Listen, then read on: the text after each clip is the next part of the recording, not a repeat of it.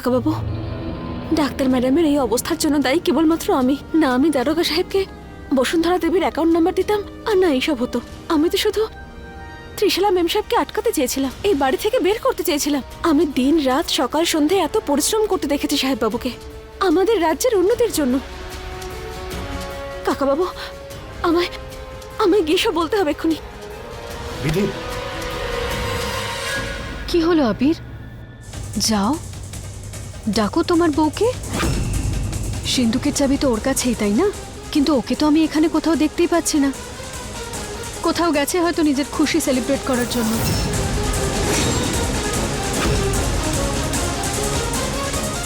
বিধি, আমি বুঝতে পারছি যে বৌদির মনের অবস্থা তোমাকেও খুব কষ্ট দিচ্ছে, কিন্তু ত্রিশালার কালো ছায়ার থেকে আবিরকে বাঁচানোর জন্য আমাদের কাছে শুধুমাত্র এই উপায়টাই আছে। সেজন্য যা হচ্ছে তা হতে দাও। কিন্তু কাকাবাবু, আমি সাহেব বাবুকে ঠকাবো কি করে এভাবে? আরে ত্রিশালা ওকে ঠকাচ্ছে, তুমি নও। তুমি তো শুধু ওকে রক্ষা করছো। দেখো বিধি, আমি তোমায় সবসময় সঠিক পরামর্শ দিই। যেখানে আমি রয়েছি সেখান থেকে আমি দেখতে পাচ্ছি যে এই মহাভারতে তুমি অর্জুনের মতো আটকে আছো। দেখো, আমি অতটাও মহান নই যে তোমার জীবনের কৃষ্ণ হব, কিন্তু তোমাকে সঠিক পরামর্শ দেওয়ার চেষ্টাটা অন্তত করতে পারি। কিন্তু আমি ডাক্তার ম্যাডামকে বিপদের মধ্যে দেখতে পারবো না, ওনাকে কষ্ট পেতে দেখতে পারবো না। আমি পারবো না এইসব করতে। আরে বৌদি কি না কি করেছে তোমার সাথে? তোমাকে বলি দেওয়ার জন্য এই বাড়িতে নিয়ে এসেছে, সবার সামনে ছোট করেছে, তোমাকে অপমান করেছে, কিন্তু তুমি এখনো শুধুমাত্র ওনার কষ্ট, ওনার দুঃখের কথাই ভেবে যাচ্ছ। কাকাবাবু, এটাই তো আসল তফাৎ শগুন আর ভানুমতির মধ্যে। আর এই পার্থক্য বিধি আর ত্রিশালার মধ্যেও রয়েছে। যে মানুষ অন্যকে বিপদের মধ্যে দেখে তাকে সাহায্য না করে, তাহলে সে কেমন মানুষ? আমার জন্ম জন্মান্তরের সঙ্গীর কাছে এতটা গুরুত্বপূর্ণ উনি, তাহলে কি করে আমি ওনাকে? কাকাবাবু, এবার আমায় কিছু একটা করতে হবে। দেখুন দেখুন, মাত্র কয়েকদিনের ব্যাপার, আমার কথাটা বোঝার চেষ্টা করুন। আমার টাকার খুব প্রয়োজন। না না, আপনি আমার কথা শুনুন, যে কোনোভাবেই হোক আমার মাকে বাঁচাতেই হবে আজকে। টাকা না হলে চলবে না। আপনি হ্যালো, বুঝতে পারছি না যে এত টাকা পয়সা, এত সম্পত্তি দিয়ে কি হবে যদি আমার মাকেই না বাঁচাতে পারি। সাহেব বাবু কি করছেন আপনি? থামুন, এদিকে আসুন। আমরা যত পরিশ্রম করি, সফলতা আমাদের কাছে তত এগিয়ে আসে। আমার কথা বিশ্বাস করুন, ডাক্তার ম্যাডামের কিচ্ছু হবে না।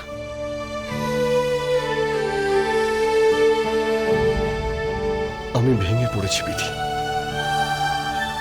সমস্ত দরজা বন্ধ হয়ে গেছে, বুঝতে পারছি না কি করব। না, যখন ভগবান একটা দরজা বন্ধ করে দেন, তখন বদলে হাজারটা দরজা খুলে দেন। কিন্তু আমরা সেটা দেখতে পাই না, তার কারণ আমাদের চোখ শুধুমাত্র এই বন্ধ দরজার খোলার দিকেই তাকিয়ে থাকে। আমি আছি তো আপনার সঙ্গে, আমরা একসাথে মিলে কিছু একটা করব, ডাক্তার ম্যাডামকে বাঁচাবো। পেন ড্রাইভ দাও, এবার তোর মরার সময় চলে এসেছে। কতটা বোকা আমি, কতটা বোকা আমি। আমি এক মুহূর্তের জন্য এটা ভুলে গিয়েছিলাম যে তুমি কিরকম মেয়ে। যে নিজে আমার মাকে মারতে গিয়েছিল সে আমাকে বাঁচাবে কি করে? আমার সঙ্গে চালাকি করছো না? তুমি আমার সঙ্গ কেন দিতে যাবে? আমি এটা বুঝতে পারি না কেন বারবার আমি তোমার মিষ্টি কথাতে ভুলে যাই, আর আমার বুদ্ধি দিয়ে নয়, মনের কথা শুনি। সাহেব বাবু, এটা কি করছেন আপনি? থামুন বলছি, থামুন সাহেব বাবু, দয়া করে থামুন। এবার কেন করছেন আপনি এইসব? কেন থামবো? কেন থামবো? আপনার হৃদয়কে জিজ্ঞেস করুন। আপনার হৃদয়ও জানে যে আমার হৃদয়ে আপনার জন্য চিন্তা রয়েছে, শুধু মিথ্যে বা ছলনা নয়। ব্যাস চুপ করো। তোমার এই বাজে কথা শোনার জন্য আমার কাছে এক মুহূর্ত সময় নেই। এখন আমার মাকে বাঁচাতে হবে, তার জন্য অনেক টাকা অ্যারেঞ্জ করতে হবে আমাকে। তোমার বাজে কথা শোনার সময় নেই।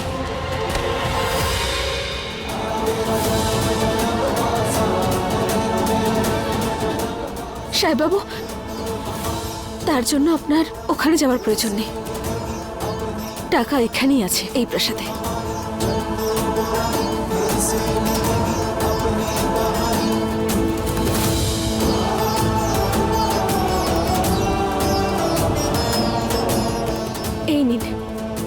সিন্ধুকের চাবি। ডাক্তার ম্যাডামকে বাঁচান আপনি। এত কিছু হয়ে যাওয়ার পরে তুমি তোমার নাটক শুরু করেছো। এত কঠিন পরিস্থিতিতে এখনো তুমি আমাকে নিয়ে মজা করছো। কি মজা করছি আমি? কেন? মজাই তো করছো। যে চাবিগুলোর জন্য তুমি এই মহলে এসেছো, যার অধিকার ফলাচ্ছ, সেগুলো এত সহজে তুমি আমাকে দিয়ে দেবে? হ্যাঁ, এই জন্যে এসেছিলে যাতে এগুলো পাও।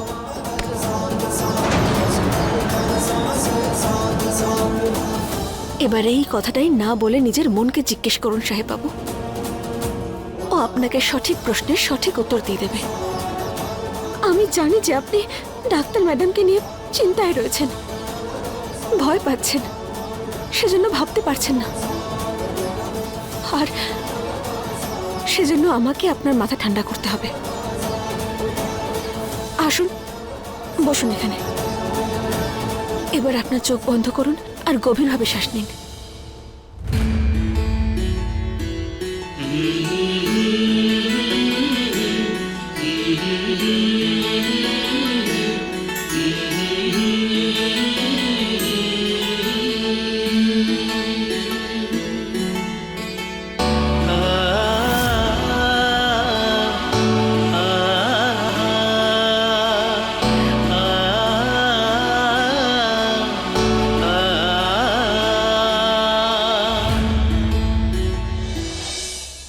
দেখুন, এবার আপনার মাথা ঠান্ডা করার জন্য উল্টো দিকে গুনুন 10 থেকে 1 পর্যন্ত আর গভীরভাবে শ্বাস নিন। তারপর দেখবেন আপনার এই রাগ কেমন ভাবে হাওয়ায় মিশে যায়। বিধি, 10, 9, 8, 7, 6, 5, 4, 3, 2, 1।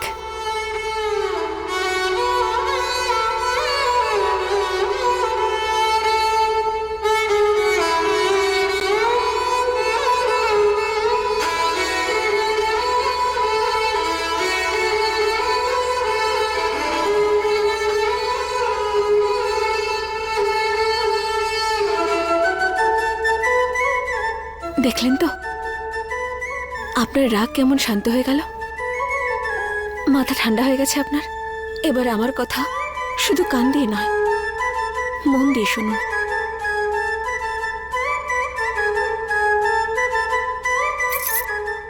আমার এই চাবির কোনো প্রয়োজন নেই। এটা তো আমার কাছে পায়ের ধুলোর মতো।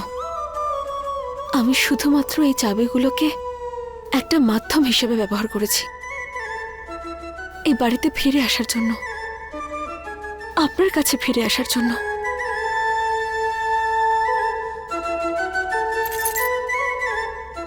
এই নিন, যান গিয়ে ডাক্তার ম্যাডামকে বাঁচান আপনি।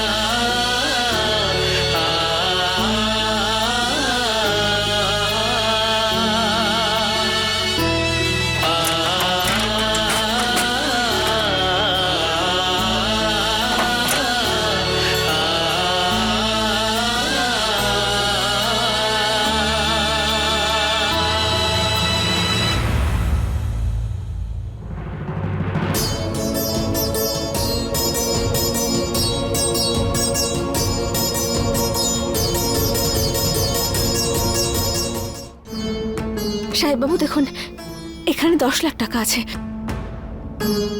এটা দিয়ে ডাক্তার ম্যাডামকে ছাড়ানো যাবে তো? এই নিন।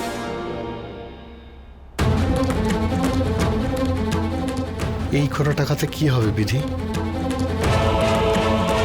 আমার তো 50 লাখ টাকার দরকার।